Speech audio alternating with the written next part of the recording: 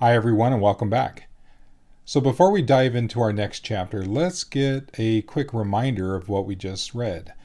So in chapter 5, we found that Hester Prynne was being released from prison, and she began her life marked with the Scarlet Letter that showed that she was a sinner. Despite the shame and isolation, she chose to stay in the Puritan settlement. She lived in a small, remote cottage with her child, where she did some amazing needlework, and she was well known for it. She endured the public scorn and personal anguish, but also felt a strange connection to others' hidden sins through her Scarlet Letter. Hester's charitable acts and simple lifestyle showed her way of seeking penance while dealing with her guilt and societal judgment. So with that, let's get on with Chapter 6, titled Pearl.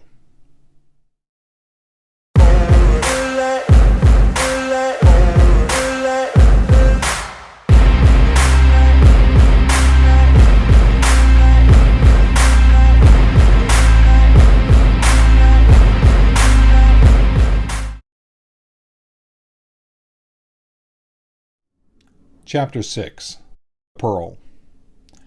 We have as yet hardly spoken of the infant, that little creature, whose innocent life had sprung, by the inscrutable decree of Providence, a lovely and immortal flower, out of the rank luxuriance of a guilty passion.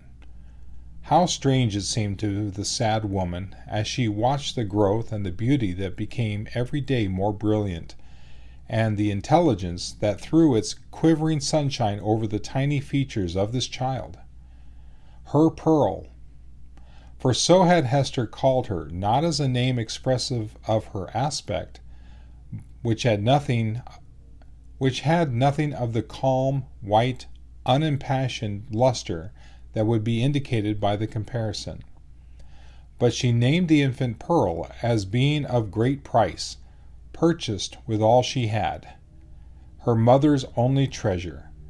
How strange indeed! Man had marked this woman's sin by a scarlet letter, which had such a potent and disastrous efficacy that no human sympathy could reach her, save it were sinful like herself.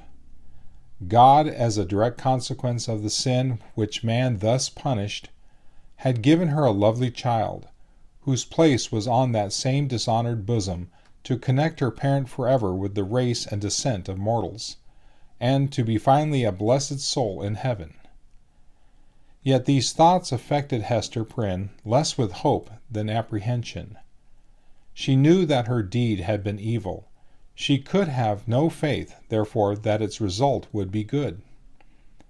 Day after day she looked fearfully into the child's expanding nature, ever dreading to detect some dark and wild peculiarity that should correspond with the guiltiness to which she owed her being. Certainly there was no physical defect. By its perfect shape, its vigor, and its natural dexterity in the use of all its untried limbs, the infant was worthy to have been brought forth in Eden, worthy to have been left there to be the plaything of the angels, after the world's first parents were driven out. The child had a native grace which does not invariably coexist with faultless beauty. Its attire, however simple, always impressed the beholder, as if it were the very garb that precisely became it best. But little Pearl was not clad in rustic weeds. Her mother, with a morbid purpose that may be better understood hereafter, had bought the richest tissues that could be procured, and allowed her imaginative faculty its full play in the arrangement and decoration of the dresses which the child wore before the public eye. So magnificent was the small figure when thus arrayed, and such was the splendor of Pearl's own proper beauty shining through the gorgeous robes, which might have extinguished a paler loveliness, that there was an absolute circle of radiance around her on the darksome cottage floor. And yet a russet gown, torn and soiled with the child's rude play, made a picture of her just as perfect. Pearl's aspect was imbued with a spell of infinite variety. In this one child there were many children, comprehending the full scope between the wildflower prettiness of a peasant baby and the pomp in little of an infant princess.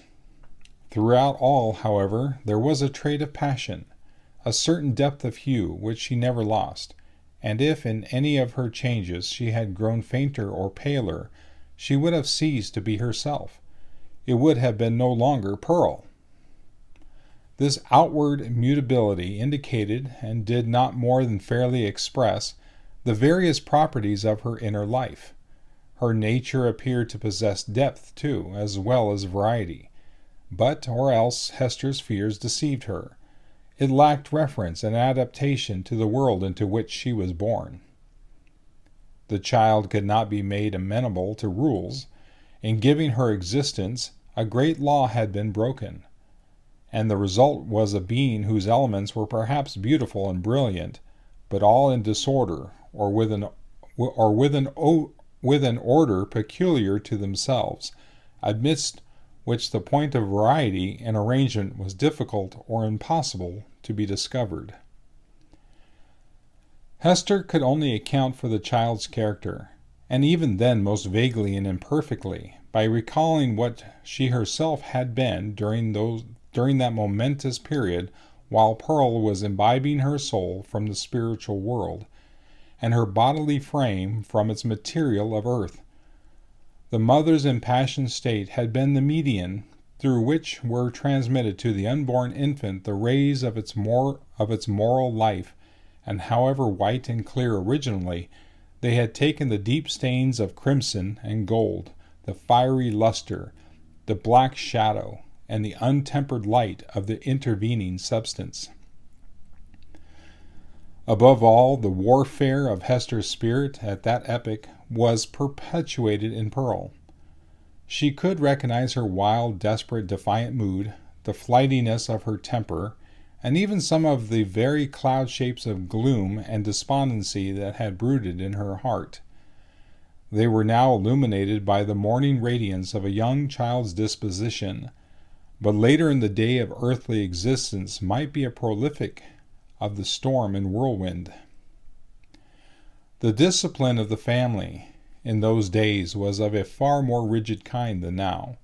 The frown, the harsh rebuke, the frequent application of the rod, enjoined by spiritual authority, were used not merely in the way of punishment for actual offenses, but as a wholesome regimen for the growth and promotion of all childish virtues. Hester Prynne, nevertheless, the lonely mother of this one child, ran little risk of erring on the side of undue severity. Mindful, however, of her own errors and misfortunes, she early sought to impose a tender but strict control over the infant immortality that was committed to her charge. But the task was beyond her skill.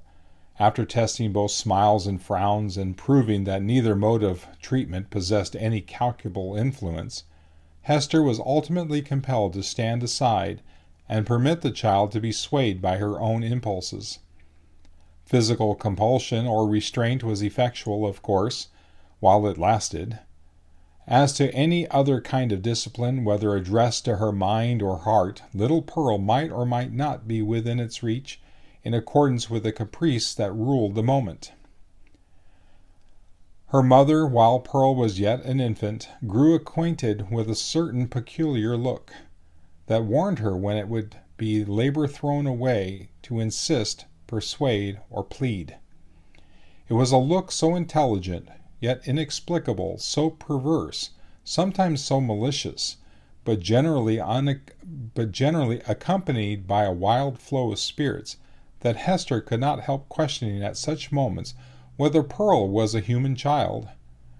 She seemed rather an airy sprite, which, after playing its fantastic sports for a little while upon the cottage floor, would flit away with a mocking smile.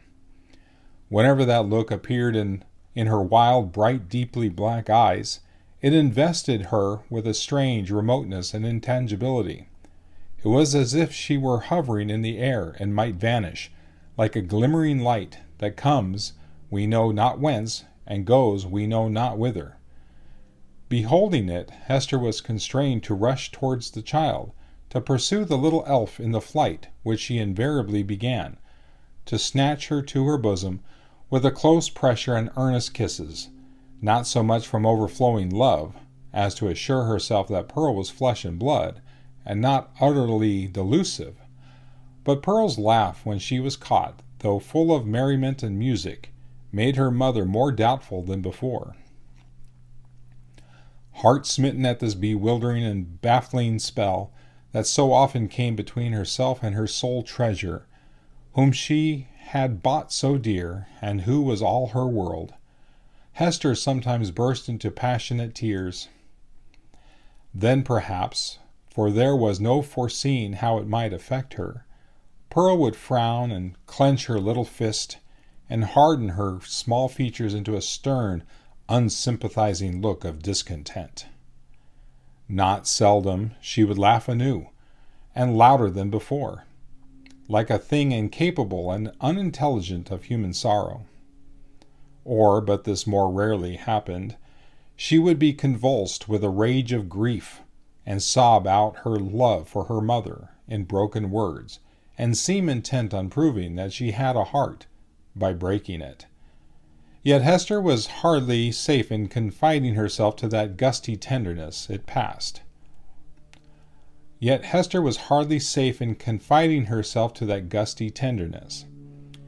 passed as suddenly as it came. Brooding over all these matters, the mother felt like one who has evoked a spirit, but by some irregularity in the process of conjuration has failed to win the master word that should control this new and incomprehensible intelligence. Her only real comfort was when the child lay in the placidity of sleep. Then she was sure of her and tasted hours of quiet, sad, delicious happiness, until, perhaps with that perverse expression glimmering from beneath her opening lids, little Pearl awoke. How soon, with what strange rapidity indeed, did Pearl arrive at an age that was capable of social intercourse beyond the mother's ever-ready smile and nonsense words. And then what a happiness would it have been could Hester Prynne have heard her clear, bird-like voice mingling with the uproar of other childish voices, and have distinguished and unraveled her own darling's tones amid all the entangled outcry of a group of sportive children. But this could never be. Pearl was born outcast of the infantile world, an imp of evil, emblem and product of sin. She had no right among christened infants. Nothing was more remarkable than the instinct, as it seemed, with which the child comprehended her loneliness, the destiny that had drawn an inviolable circle round her, the whole peculiarity, in short, of her position in respect to other children. Never, since her release from prison, had Hester met the public gaze without her. In all her walks about the town, Pearl, too, was there, first as the babe in arms, and afterwards as the little girl, small companion of her mother, holding a forefinger with her whole grasp, and tripping along at the rate of 3 or 4 footsteps to one of Hester's. She saw the children of the settlement on the grassy margin of the street, or at the domestic thresholds, disporting themselves in such grim fashion as the puritanic nurture would permit, playing at going to church, perchance, or at scourging Quakers, or taking scalps in a sham fight with the Indians, or scaring one another with freaks of imitative witchcraft. Pearl saw and gazed intently, but never sought to make acquaintance. If spoken to, she would not speak again. If the children gathered about her, as they sometimes did, Pearl would grow positively terrible in her puny wrath, snatching up stones to fling at them, with shrill, incoherent exclamations that made her mother tremble, because they had so much the sound of a witch's anathemas in some unknown tongue. The truth was that the little Puritans, being of the most intolerant brood that ever lived, had got a vague idea of something outlandish, unearthly, or at variance with ordinary fashions in the mother and child, and therefore scorned them in their hearts, and not unfrequently reviled them with their tongues. Pearl felt the sentiment, and requited it with the bitterest hatred that can be supposed to rankle in a childish bosom. These outbreaks of a fierce temper had a kind of value, and even comfort for her mother, because there was at least an intelligible earnestness in the mood, instead of the fitful caprice that so often thwarted her in the child's manifestations. It appalled her, nevertheless, to discern here, again, a shadowy reflection of the evil that had existed in herself. All this enmity and passion had Pearl inherited by inalienable right out of Hester's heart. Mother and daughter stood together in the same circle of seclusion from human society, and in the nature of the child seemed to be perpetuated those unquiet elements that had distracted Hester Prynne before Pearl's birth, but had since begun to be soothed away by the softening influences of maternity. At home, within and around her mother's cottage, Pearl wanted not a wide and various circle of acquaintance. The spell of life went forth from her ever-creative spirit, and communicated itself to 1,000 objects, as a torch kindles a flame wherever it may be applied. The unlikeliest materials, a stick, a bunch of rags, a flower, were the puppets of Pearl's witchcraft, and without undergoing any outward change, became spiritually adapted to whatever drama occupied the stage of her inner world. Her one baby voice served a multitude of imaginary personages, old and young, to talk withal. The pine trees, aged, black and solemn, and flinging groans and other melancholy utterances on the breeze, needed little transformation to figure as Puritan elders. The ugliest weeds of the garden were their children, who Pearl smote down and uprooted, most unmercifully. It was wonderful, the vast variety of forms into which she threw her intellect, with no continuity, indeed, but darting up and dancing, always in a state of preternatural, but darting up and dancing, always in a state of preternatural activity. Preternatural, preternatural,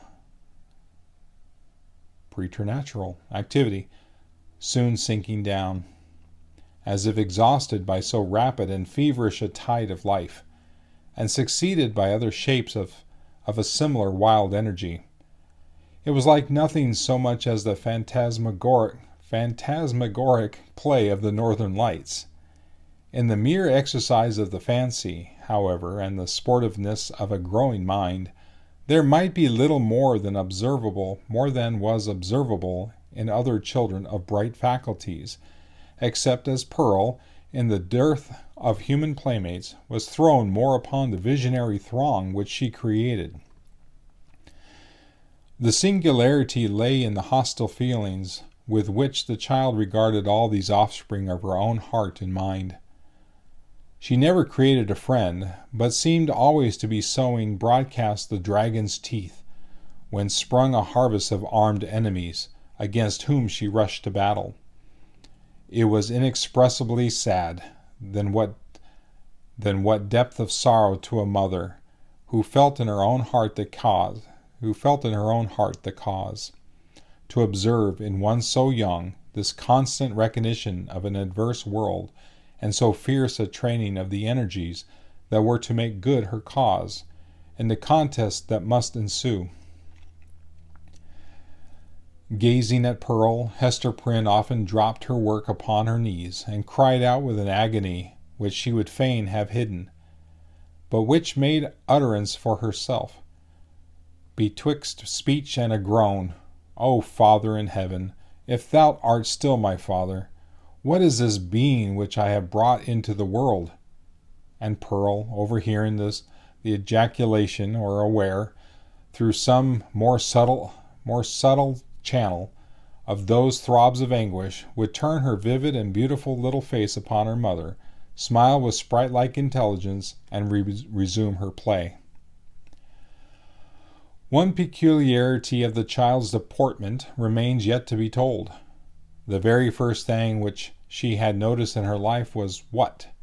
Not the mother's smile, responding to it, as other babies do, by that faint embryo smile of the little mouth, remembered so doubtfully afterwards, and with such fond discussion whether it were indeed a smile. By no means.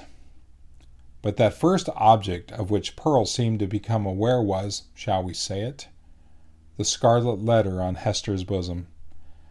One day, as her mother stooped over the cradle, the infant's eyes had been caught by the glimmering of the gold embroidery about the letter, and putting up her little hand, she grasped at it, smiling, not doubtfully, but with a decided gleam that gave her face the look of a much older child. Then, gasping for breath, did Hester Prynne clutch the fatal token, instinctively endeavoring to tear it away. So infinite was the torture inflicted by the intelligent touch of Pearl's baby hand. Again, as if her mother's agonized gesture were meant only to make sport for her, did little Pearl look into her eyes and smile.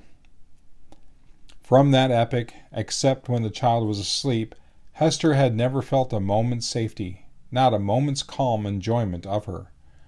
Weeks, it is true, would sometimes elapse, during which Pearl's gaze might never once be fixed upon the scarlet letter, but then again it would come at unawares, like the stroke of a sudden death, and always with that peculiar smile and odd expression of the eyes. Once this freakish, elvish cast came into the child's eyes, while Hester was looking at her own image in them, as mothers are fond of doing, and suddenly, for women in solitude and with troubled hearts, are pestered with unaccountable delusions. She fancied that she beheld, not her own miniature portrait, but another face, in the small black mirror of Pearl's eyes. It was a face fiend-like, full of smiling malice, yet bearing the semblance of features that she had known full well, though seldom with a smile and never with malice in them. It was as if an evil spirit possessed the child, and had just peeped forth in mockery. Many a time afterwards had Hester been tortured, though less vividly, by the same illusion.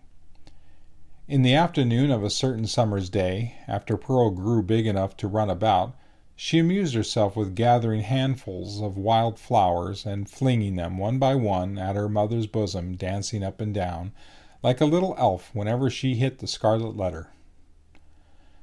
Hester's first motion had been to cover her bosom with her clasped hands, but whether from pride or resignation, or a feeling that her penance might best be wrought out by this unutterable pain, she resisted the impulse, and sat erect, pale as death, looking sadly into little Pearl's wild eyes. Still came the battery of flowers, almost invariably hitting the mark, and covering the mother's breast with hurts for which she could find no balm in this world, nor knew how to seek it in another. At last, her shot being all expended, the child stood still and gazed at Hester with that little laughing image of a fiend peeping out, or whether it peeped or no, her mother so imagined it, from the unsearchable abyss of her black eyes.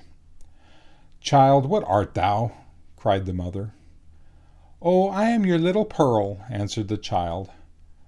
But while she said it, Pearl laughed, and began to dance up and down with the humorsome gesticulation of a little imp, whose next freak might be to fly up the chimney. "Art thou my child, in very truth?" asked Hester. Nor did she put the question altogether idly, but for the moment with a portion of genuine earnestness, for such was Pearl's wonderful intelligence, that her mother half doubted whether she were not acquainted with the secret spell of her existence, and might not now reveal herself. "Yes, I am little Pearl," repeated the child, continuing her antics. "Thou art not my child. Thou art no pearl of mine," said the mother, half playfully, for it was often the case that a sportive impulse came over her in the midst of her deepest suffering. "Tell me, then, what thou art, and who sent thee hither?" "Tell me, mother," said the child, seriously, coming up to Hester and pressing herself close to her knees. Do thou tell me?" "Thy heavenly Father sent thee," answered Hester Prynne. But she said it with a hesitation that did not escape the acuteness of the child. Whether moved only by her ordinary freakishness, or because an evil spirit prompted her, she put up her small forefinger and touched the scarlet letter. "He did not send me," cried she, positively. "I have no heavenly Father." "Hush, Pearl, hush! Thou must not talk so," answered the mother, suppressing a groan. "He sent us all into this world. He sent even me, thy mother, then much more thee. Or if not, thou strange and elfish child, whence didst thou come?" "Tell me, tell me," repeated Pearl, no longer seriously but laughing and capering about the floor. "It is thou that must tell me." But Hester could not resolve the query. Being herself in a dismal labyrinth of doubt, she remembered, betwixt a smile and a shudder, the talk of the neighboring townspeople, who, seeking vainly elsewhere for the child's paternity and observing some of her odd attributes, had given out that poor little Pearl was a demon offspring, such as ever since old Catholic times had occasionally been seen on earth, through the agency of their mother's sin, and to promote some foul and wicked purpose. Luther, according to the scandal of his monkish enemies, was a brat of that hellish breed, nor was Pearl the only child to whom this inauspicious origin was assigned among the New England Puritans.